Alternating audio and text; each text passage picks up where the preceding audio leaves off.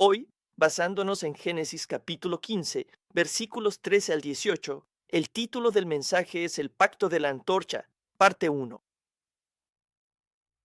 Así que, como hoy no tenemos la Academia de la Historia de la Redención en la tarde, he decidido que vamos a hacer la Academia de la Historia de la Redención durante este servicio de la mañana. Así que esta es la primera parte. La segunda parte continuará la próxima semana, durante el servicio de la tarde a la 1:30 p.m. Así que vamos a estar hablando sobre el pacto de la antorcha. Entonces, ¿qué es el pacto de la antorcha? Dios hizo 7 pactos con Abraham, y el pacto de la antorcha es el cuarto. Así que, cuarto de 7 significa que está justo en el medio. Por eso podemos ver que es el pacto más importante. Y el pacto de la antorcha es importante porque nos enseña sobre toda la historia de la redención. Y nos muestra. La conclusión de la historia de la redención será que el reino de Dios será establecido aquí en la tierra por los verdaderos descendientes de Abraham. Así que vamos a descubrir de qué se trata el pacto de la antorcha. Número 1. ¿Cuál es el contenido del pacto? Un pacto es como un contrato. Es un acuerdo entre dos partes. Eso significa que hay algo que se está prometiendo. Cuando entras en un acuerdo, es una promesa. Así que el pacto de la antorcha es un acuerdo entre Dios y Abraham y todos los descendientes de Abraham. Entonces, hay dos cosas principales que se prometen en el pacto de la antorcha. La primera es la promesa relacionada con los descendientes. Dios le prometió a Abraham que iba a tener muchos descendientes. En Génesis 15, versículo 5, dice, y lo llevó afuera y le dijo, ahora mira hacia los cielos y cuenta las estrellas, si es que puedes contarlas. Y le dijo, así será tu descendencia. Entonces, esta es la primera promesa que Dios hizo, que Abraham tendría muchos descendientes. Ahora, algo que tenemos que entender aquí es, ¿quiénes son los descendientes de Abraham? Eso es algo que incluso hoy en día muchos estudiosos siguen debatiendo. Por supuesto, los judíos, el pueblo judío dice, nosotros somos los descendientes de Abraham, ¿verdad? Sin embargo, en el Nuevo Testamento, la Biblia nos dice claramente que aquellos que tienen fe, como Abraham, son los descendientes de Abraham. En Gálatas 3, versículo 7, dice, los que tienen la fe, como Abraham, son los verdaderos descendientes de Abraham. Y luego, en Gálatas 3:29, dice, los que pertenecen a Cristo son los verdaderos descendientes de Abraham.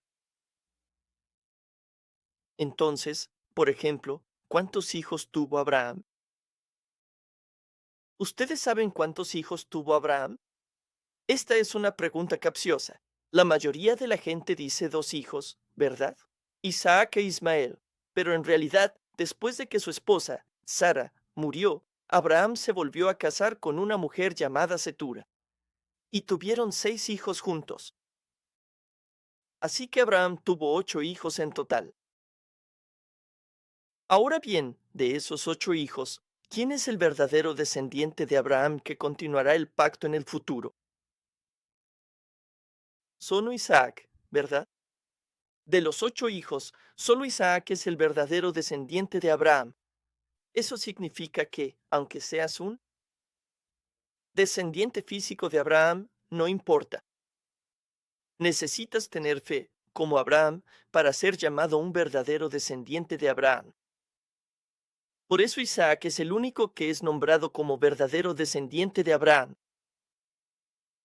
Así que aquí, en el pacto de la antorcha, Dios le está prometiendo a Abraham que va a tener muchos verdaderos descendientes espirituales, como las estrellas en el cielo. Eso significa que hoy hay muchos descendientes de Abraham. Eso significa que tú y yo somos descendientes de Abraham hoy. Amén, porque creemos en Jesucristo. Tenemos fe, como Abraham. Por lo tanto, somos los descendientes de Abraham. La segunda promesa que Dios le hizo a Abraham es la promesa relacionada con la tierra. Dios prometió darle a Abraham la tierra de Canaán. En Génesis 15, versículo 18, dice, en ese día, el Señor hizo un pacto con Abraham, diciendo, a tus descendientes he dado esta tierra, desde el río de Egipto hasta el río Eufrates. Así que la segunda promesa es que Dios le va a dar a Abraham y a sus descendientes esta tierra, es decir, la tierra de Canaán, y le muestra los límites de la tierra, desde el río de Egipto hasta el río Eufrates. Así que el pacto de la antorcha básicamente promete que los verdaderos descendientes espirituales de Abraham tomarán posesión de la tierra prometida de Canaán. Entonces, son dos cosas, ¿verdad? Descendientes y tierra. ¿Por qué es eso importante? ¿Por qué para tener un reino de Dios, para tener un reino, qué necesitas? Para tener un reino, necesitas estas dos cosas. Necesitas gente y necesitas tierra. Así que lo que Dios le está prometiendo a Abraham aquí es el reino de Dios. Lo que está diciendo es que Dios va a establecer el reino de Dios aquí en la tierra. Y los descendientes de Abraham serán los ciudadanos del reino de Dios. Y ellos serán los que tomen posesión de esta tierra, es decir, de toda la tierra. Cuando los descendientes de Abraham tomen posesión de la tierra, es cuando el reino de Dios estará completamente establecido aquí en la tierra. Esa es la promesa. Y por eso el pacto de la antorcha es tan importante. Porque ese es el objetivo de la historia de la redención. Toda la historia va encaminada a establecer el reino de Dios aquí en la tierra.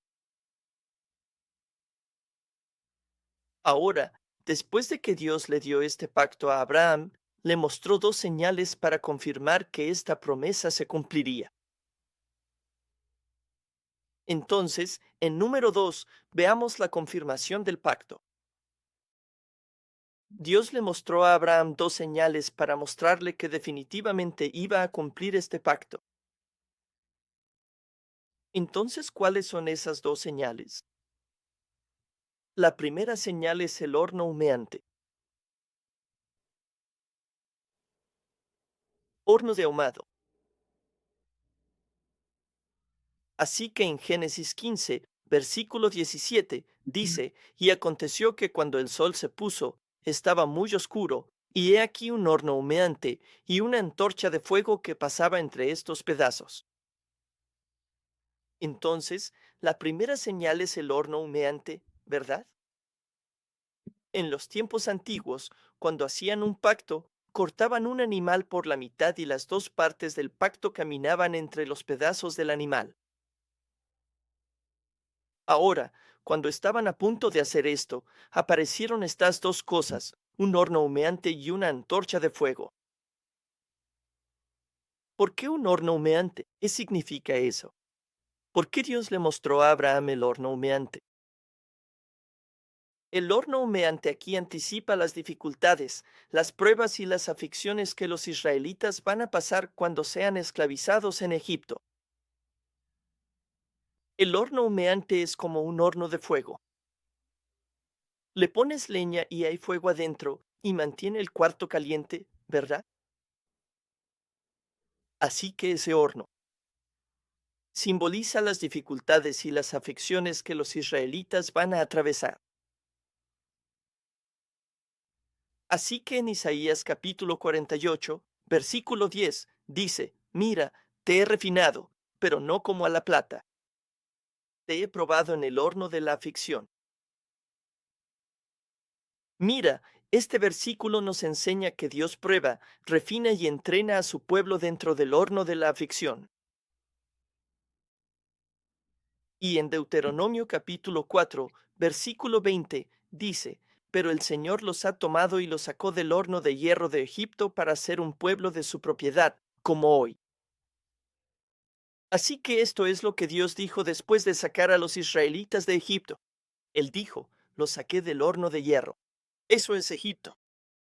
Los israelitas estuvieron en Egipto durante 400 años como esclavos. Eso fue como estar en el horno de hierro. Así que el horno humeante es una prefiguración del sufrimiento de los israelitas en Egipto.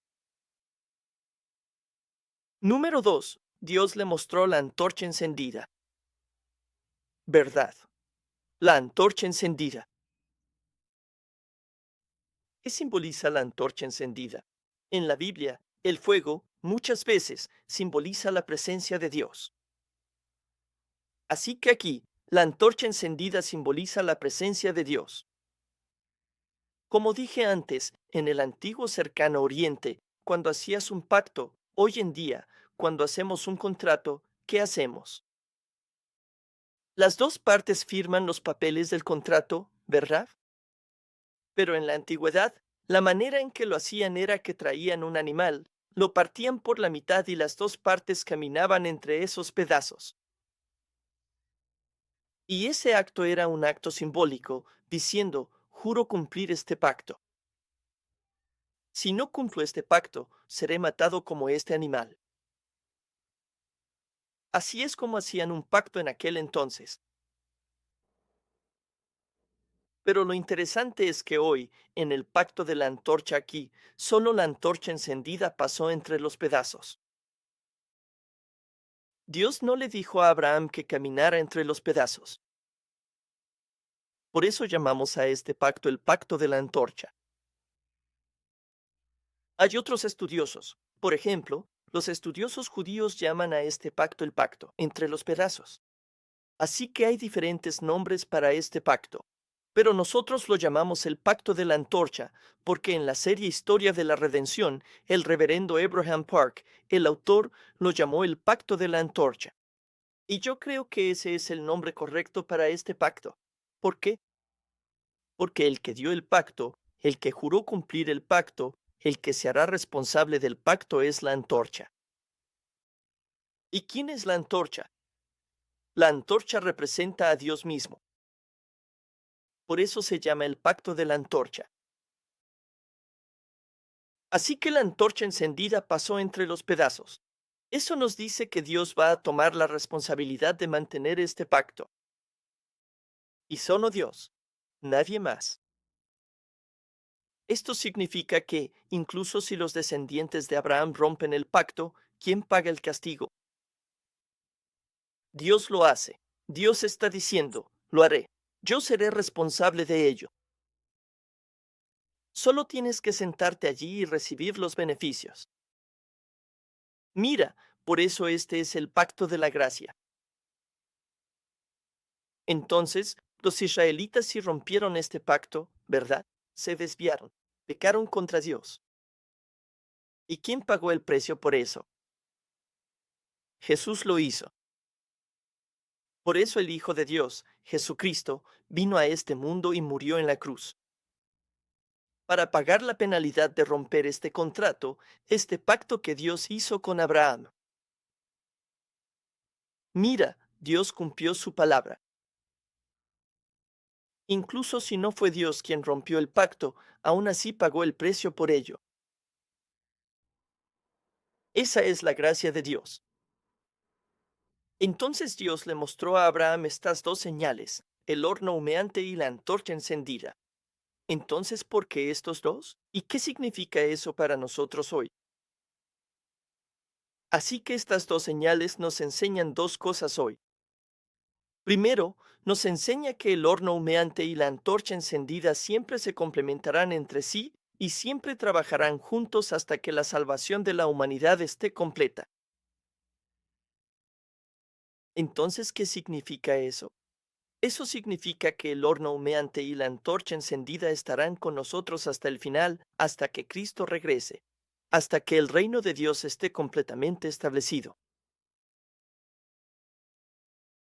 Pero en segundo lugar, lo que eso significa es que nos enseña que Dios está con nosotros,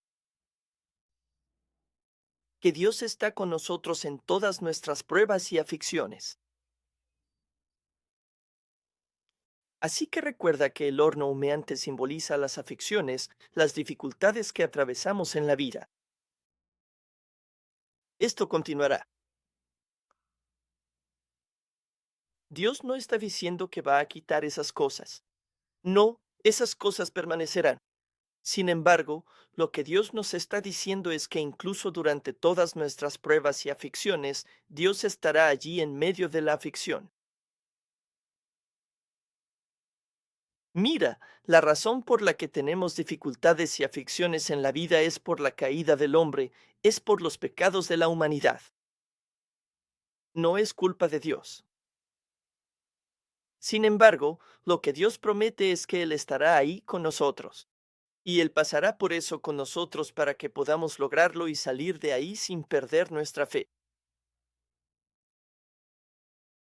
Así que en Isaías capítulo 63, versículo 9, dice, en toda su aflicción, Él fue afligido y el ángel de su presencia lo salvó.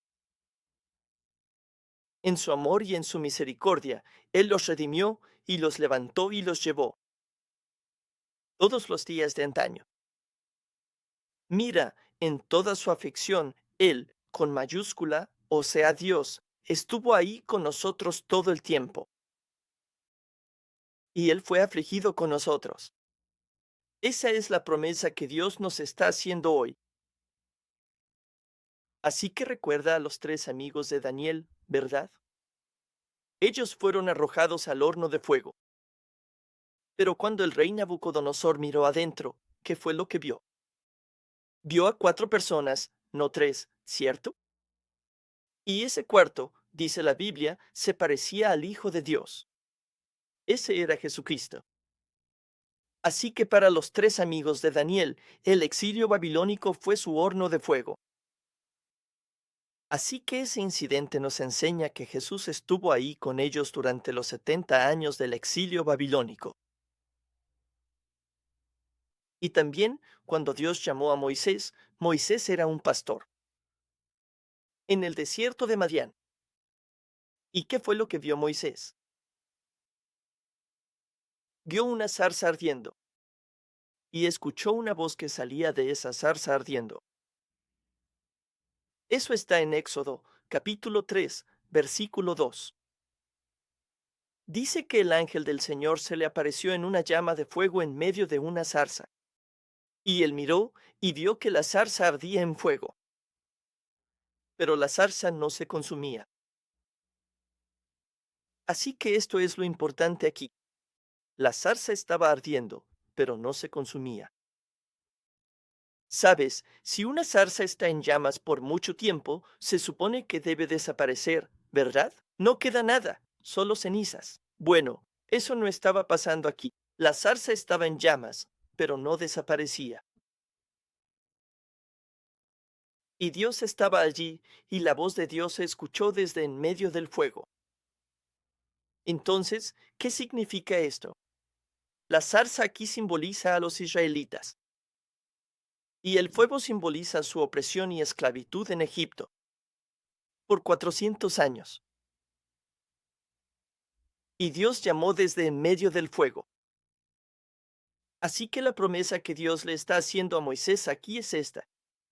Aunque los israelitas estén en medio de esta dificultad, en esta zarza ardiente, ¿verdad? No serán consumidos por este fuego.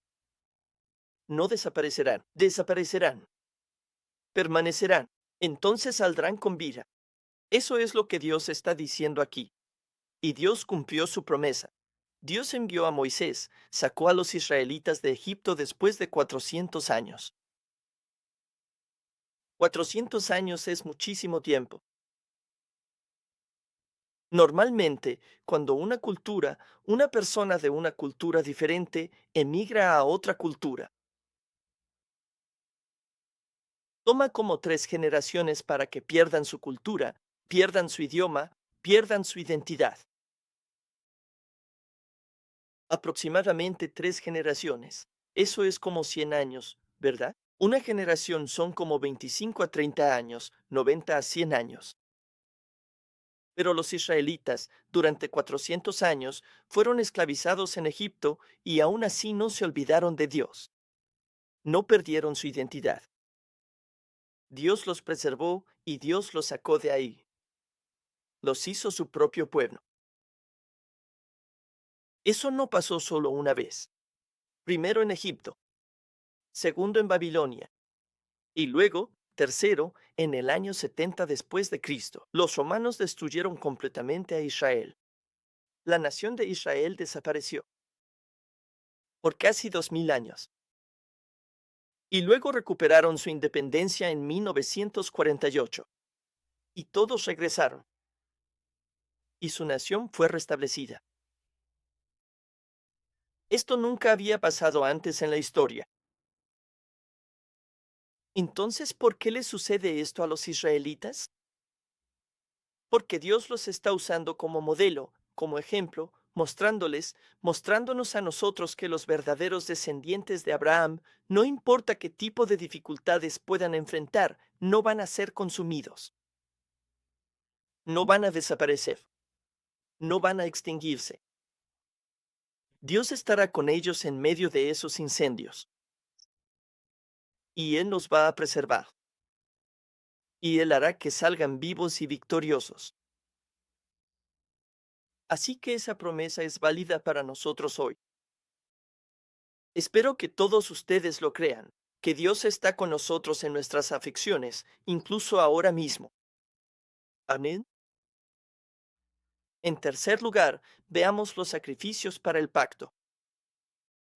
Después de que Dios le mostró a Abraham estas dos señales, Dios le dijo a Abraham que trajera un sacrificio.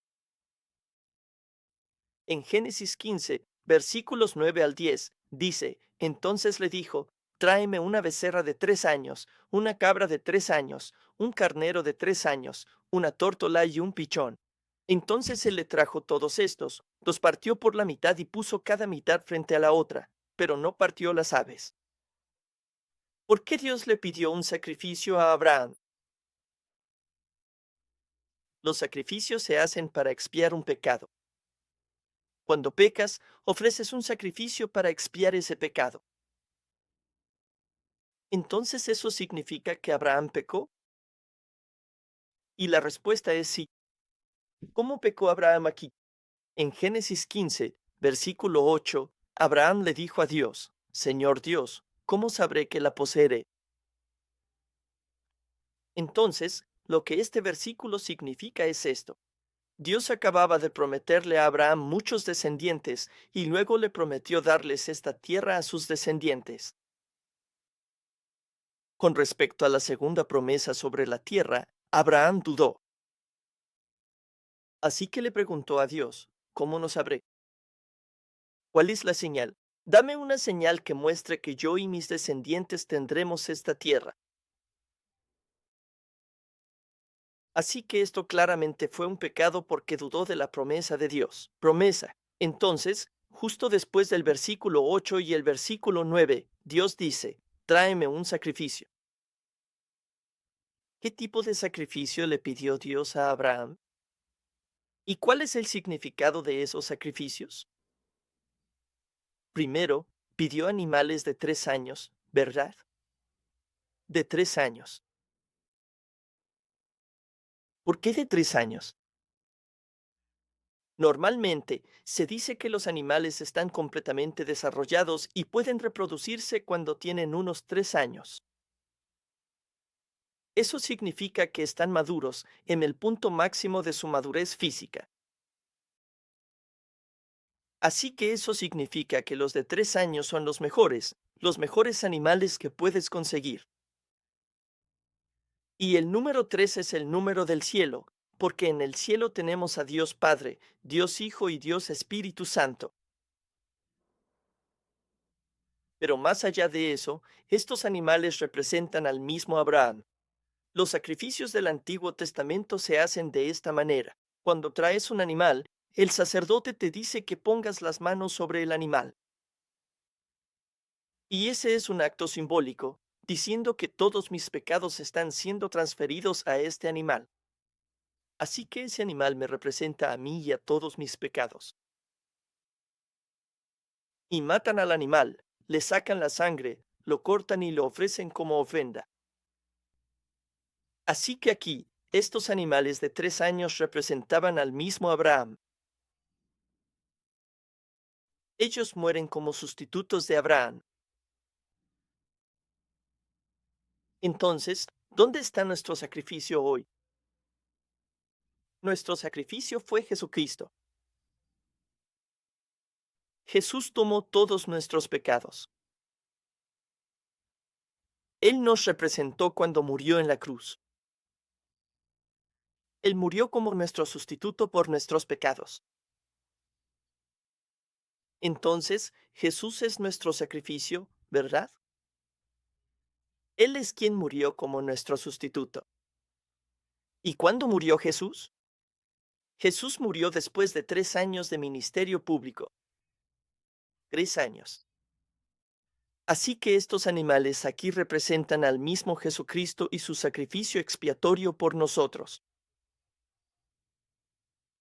En segundo lugar, Dios le dijo a Abraham que partiera los animales por la mitad.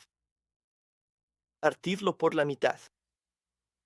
Como he estado diciendo antes, este es el ritual para hacer un pacto. Se parte el animal por la mitad y las dos partes caminan entre los pedazos. Y están jurando, diciendo que quien rompa el pacto morirá como este animal. Así que Jesús murió como representante de Dios para pagar la penalidad de romper este pacto. ¿Cuál es entonces el significado histórico redentor de estos sacrificios? ¿Qué significa esto para nosotros hoy en día? O sea, hoy en día no ofrecemos sacrificios, ¿verdad? Sin embargo, los sacrificios en el Antiguo Testamento han sido reemplazados por la adoración en la era del Nuevo Testamento. Así que eso significa que aquí mismo, hoy, estamos adorando, ¿cierto? Esta es nuestra ofrenda de sacrificio que le estamos dando a Dios. Así que en Romanos capítulo 12, versículo 1, dice, por lo tanto, hermanos, les ruego por las misericordias de Dios que presenten sus cuerpos como sacrificio vivo y santo, agradable a Dios, que es su culto racional. Así que ofrecemos un sacrificio vivo, y esa es nuestra adoración. Nadie muere en nuestra adoración. Ningún animal muere. Al menos, no físicamente. ¿Ok? Así que la adoración es nuestro sacrificio hoy en día. ¿Y qué es la adoración? La adoración es nuestra ceremonia de hacer un pacto. Al ofrecer un sacrificio, Abraham estaba haciendo un pacto con Dios, ¿verdad? Así que hoy, al dar nuestra adoración, estamos haciendo un pacto con Dios. Así que en el Salmo 50, versículo 5, dice, reúnan a mis fieles conmigo, los que hicieron un pacto conmigo mediante sacrificio. El sacrificio es la adoración hoy en día, ¿verdad? Así que eso significa que estamos haciendo un pacto aquí mismo, ahora. Cuando primero aceptas a Jesucristo, ese es el pacto. Y cada semana estamos reconfirmando nuestro pacto con Dios para asegurarnos de que no hemos caído de nuestro pacto durante la semana. Por eso la adoración es tan importante. Esta es nuestra ceremonia de hacer un pacto en este momento. Entonces, ¿cómo podemos darle esta verdadera adoración a Dios? Primero, la adoración es dar muerte a nuestros deseos carnales. ¿La adoración es qué? Dar muerte a nuestros deseos carnales. En el Antiguo Testamento, en realidad mataban a un animal, ¿verdad? Hoy, ¿qué matamos? Matamos a la bestia que está dentro de nosotros, los deseos carnales, ¿verdad? En Gálatas 5:17, la Biblia dice, los deseos del Espíritu están en oposición a los deseos de la carne, para que no puedas hacer lo que quieres. Estoy seguro de que todos sentimos esta lucha que está ocurriendo dentro de nosotros hoy, ¿verdad? Existe el deseo espiritual que quiere hacer la voluntad de Dios, pero está nuestra carne que nos impide hacer esa voluntad de Dios. Esa batalla está ahí, ¿verdad? ¿Qué es la adoración? La adoración es dar muerte a los deseos carnales, para que el Espíritu cobre vida y podamos hacer la voluntad de Dios. Eso es lo que estamos haciendo aquí hoy. dando muerte a nuestros deseos carnales. Como dice Gálatas 5:24, ahora bien, los que pertenecen a Cristo Jesús han crucificado la carne con sus pasiones y deseos. En segundo lugar, la adoración es la renovación de nuestra mente, deshaciéndonos de los pensamientos carnales antiguos y renovando nuestra mente con pensamientos espirituales. En Romanos capítulo 12, versículo 2, dice, no se conformen a este mundo, sino transfórmense mediante la renovación de su mente. Tú, para que puedas comprobar cuál es la voluntad de Dios, lo que es bueno, agradable y perfecto. ¿Ves eso? En Romanos 12:1 se nos dijo que la adoración es nuestro sacrificio, y luego, en el versículo 2, nos dice que la adoración es transformar nuestra mente para que seamos renovados por la palabra de Dios. Así que, al recibir la palabra de Dios durante la adoración, estamos cambiando nuestros pensamientos. Oh, este pensamiento estaba equivocado. Tengo que deshacerme de esto. Porque esto es lo que dice la palabra de Dios. Esto es lo que debe suceder en nuestra adoración. Eso es lo que es la verdadera adoración. Así que en el Salmo 51, versículo 17, dice, los sacrificios de Dios son el espíritu quebrantado, al corazón contrito y humillado, oh Dios, no despreciarás.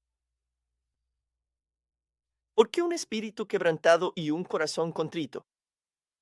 Porque somos pecadores. Tenemos pecado en nuestro corazón. Por lo tanto, a través de la adoración, nuestro corazón necesita ser quebrantado para que podamos ser renovados como personas justas a la imagen de Cristo. Así que, en conclusión, la adoración es la práctica de morir a uno mismo y vivir para Cristo. ¿Qué es la adoración? La adoración es la práctica de morir a uno mismo. ¿Recuerdan que en el Antiguo Testamento el animal moría? Eso simboliza la bestia dentro de nosotros que está muriendo. Tenemos que morir a nosotros mismos y vivir para Cristo. Así que en Gálatas 2:20 dice, con Cristo estoy juntamente crucificado. Y ya no vivo yo, mas vive Cristo en mí. Y lo que ahora vivo en la carne, lo vivo en la fe del Hijo de Dios, quien me amó y se entregó por mí. Amén. Así que esto es la verdadera adoración.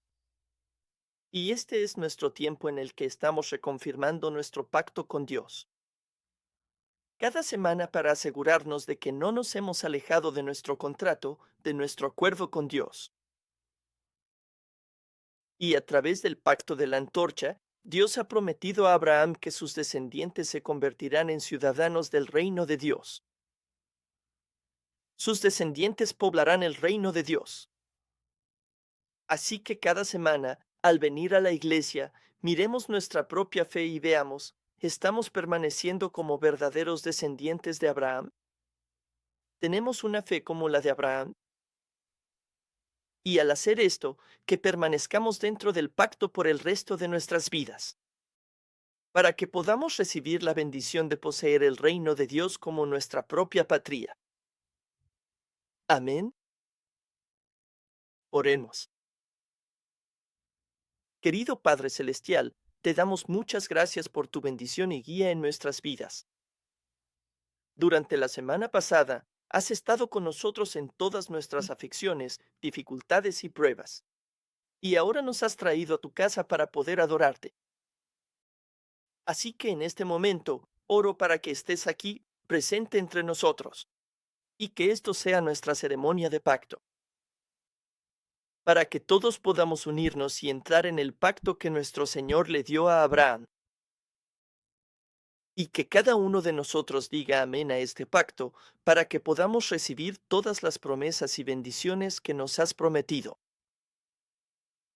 Padre Dios, hay muchas veces en que tropezamos, caemos y nos apartamos de tus caminos. En este momento, venimos a confesarte esos pecados, Señor. Por favor, perdónanos y sosténos con tu mano derecha poderosa, para que no nos apartemos del pacto para siempre. sino que permanezcamos contigo en todo momento, y así como le prometiste a Abraham, en medio de nuestras pruebas y aflicciones, y dolores y sufrimientos. Por favor, ayúdanos a ver y estar seguros de que tú estás ahí con nosotros, que podamos experimentar la presencia de nuestro Señor mientras pasamos por dificultades, y que recibamos la bendición de Emmanuel, que Dios esté con nosotros donde quiera que vayamos, y con esta fe, que podamos superar cualquier dificultad que pueda haber en nuestras vidas, para que sea un testimonio para los demás que están a nuestro alrededor de que Dios está con aquellos que pueden estar sufriendo. Muchas gracias por esta bendición. Te damos toda la gloria. Y todo esto oramos en el nombre de Jesucristo. Amén. Demos gloria a Dios con nuestros aplausos.